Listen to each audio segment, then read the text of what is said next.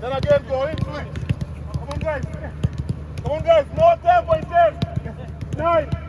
Come on. One, let's go. Guys, come on. Come on, play. Follow your pass. Come on. Then drop. Come on, go. Drop, go. Come on, drop. Of course, we know it's a good side. They are playing home with their home supporters, but I think the boys have prepared quite well.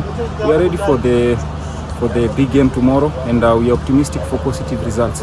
We played some good friendlies in build-up in preparation for this, and now the serious games begin.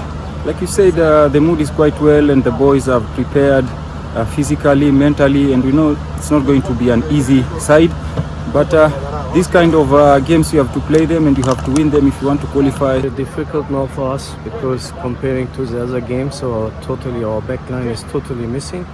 So it starts by goalkeeper Brian Odiambo, Daniel Anyembe, Brian Mandela, Colin Sheehan, Joseph Okumo, Eric Uma Marcelo.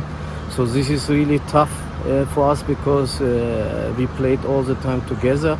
These players start to enjoy the time together. So this means tomorrow we will play with a team which never played together. Many players who never played together. This is of course difficult.